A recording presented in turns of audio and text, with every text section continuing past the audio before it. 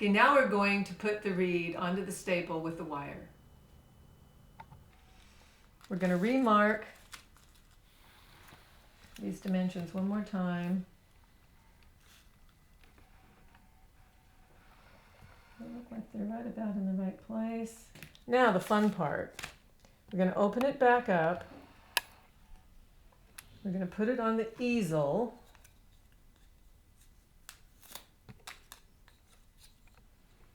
And we're going to cut off the stuff we don't want. We use the cutting knife for this. So I'm going to put it down here. I don't know if you can see that well enough. And it probably wouldn't hurt if you put the rubber band back on it, just to make sure. Now you don't want to cut yourself, but you want to grab it firmly, and using the cutting knife, we're going to just rock perpendicular to the blade, to the blade perpendicular to the cane. We're just going to push down and keep rolling it until it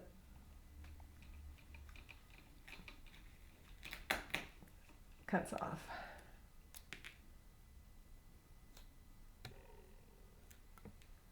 Okay, then we'll do it on the other side. It takes quite a bit of pressure. Sometimes I have to stand up to put enough pressure on it to get it cut off.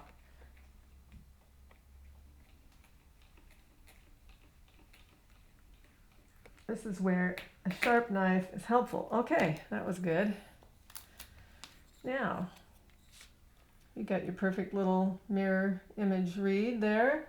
I don't like to open and close it too many times because you just never know, it might split apart. So I always use the blade of the reed knife, pushing down on the middle and then pulling gently on the two sides. There you go. It's almost even. I usually just take a little bit of, you can see it's pretty good. Just trim a little bit off this corner.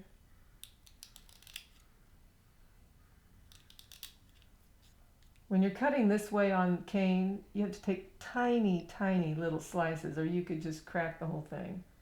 So just a little, you want both ends to be the same length. They look good. Believe it or not, I measure it one more time. It's about, that's pretty close. Now, we talked about having 1/4-inch tubes. I've cut this tube to be the same length as the one in the plans. And it's just a nice round tube. This one I've already flattened, and I'm going to show you how I flattened it. It makes it a lot easier for the cane to shape around it if you flatten one end. So I got my pliers, just go right down at the end, flush with the end, and that's about how much flattening you need, and then you just push till it's just a little bit flat.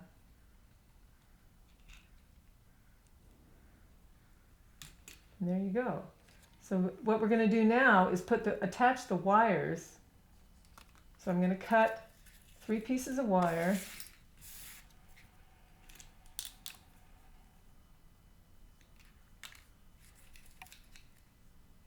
This is 22 gauge or 24 gauge. You can use either one. 22 gauge is a little bit thicker, 24 is a little bit thinner. I like this one because it's just easier to handle. But some people really like the thicker wire, and you can use whatever you want. Now, you place the wire right on the wire line that we've marked and come back around the other side. And I like to wrap them all the exact same way, so I put the left wire over the right, and I always go clockwise. I just tighten it up a few winds with my fingers. Just double check that you've got it right on the wire line you want. And there we go, that looks pretty good. Got a little overhang up here, the first wire. So it's just kind of lightly wound up there. Then I take the tube, insert, there should be plenty of room to put the tube in there. And I just want to insert it just a few millimeters. Then I'm going to tighten this top wire. So you want to hang on to it really tight, and you want to pull and twist. Pull and twist. You don't need to get it super, super tight. It just has to be tight enough to stay where you put it. Move it around until you get it straight. It's pretty straight.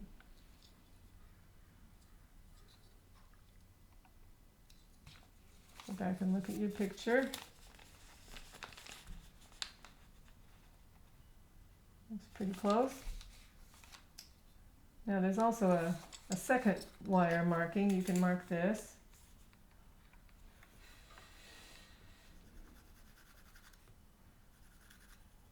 I just put both of the wire marks.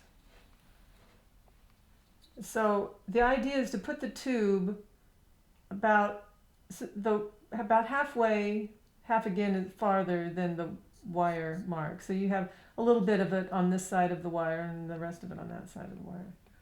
You want to grab it with that wire so that it won't pull out. So now you're going to put the second wire on. You're going to face the same direction that the wire is facing you right now from the first wire. Go around and then come back around the other side. Trying to keep it lined up, and I always go clockwise. If you're left-handed, you'll probably reverse all these things. You get it lined up. Make sure this hasn't slipped. And then pull and twist. You'll definitely hear cracks, and that's because, I don't know if you can see that, but the cane is cracking. It has to in order to go around the tube. You can also dip it, make sure it stays wet. Now it's time to put the third wire on. You're going to face the same way that you just put the last wire on. This is so that they can all be alternating. One wire going one way, the other way. Gives you a more even pull. Hand tighten it, finger tighten it. You can just still check the tube again. You can see, you just have, let's just go ahead and measure it. You probably want about, it's about 8 millimeters of tube into the cane.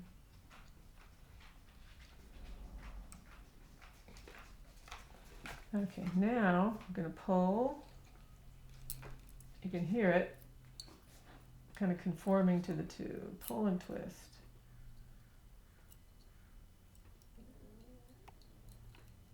Pull and twist. Now you've got a bunch of, oh, this one is slipping. You know, I'm going to do that one over again. It's too close to the bottom, unless I can slip it back up. Yeah, once you get it tight and it's too close to the bottom, you might as well take it off. Let's try that again.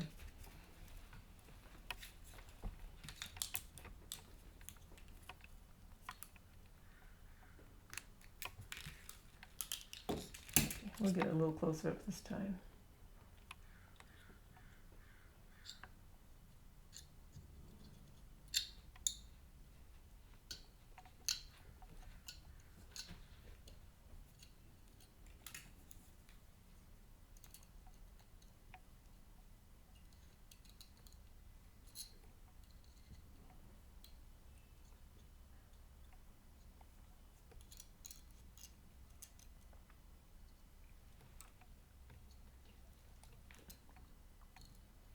So what I was going to say is when you get it to this point, you've got all these wires sticking out. It's a good idea to just cut them off a little bit. They get in the way. You can recycle them, so collect them in a little bag. So that looks pretty good so far. Now what we want to do is make this tube, I don't know if you can see this, but it's not coming together all the way around the tube yet. We haven't tightened it enough. So you can get to this point and kind of breathe a sigh of relief.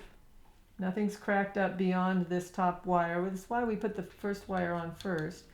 If anything cracks, it usually stops at the wire and won't go any farther. So now we can pay a little bit of attention to this bottom wire.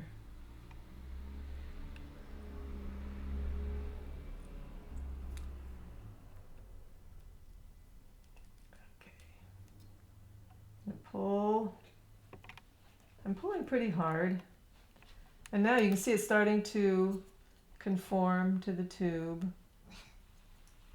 I don't know how plain that is. So what I do to help it along is I kind of crimp it with the end of the needle nose pliers. Kind of just tell it who's boss. And you can go below where I just was down here, and you can also go above the wire. That really helps too. Kind of squeezing it till it conforms. Then it's all pulling the wire.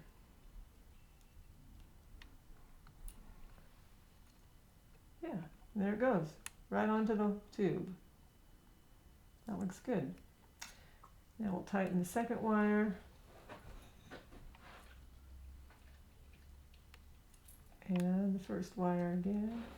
You don't want to get them so tight that they dig into the cane, and you always want to make sure that your wire is on the bark, not above the bark, because above the bark is going to be too soft and it'll deform the cane a little bit. And you can kind of move these around and get them all straightened up.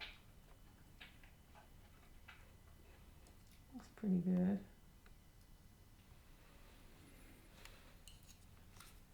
So there we have it. Now we're ready to cut off the tip. Tighten those one more time. Cut a little more off.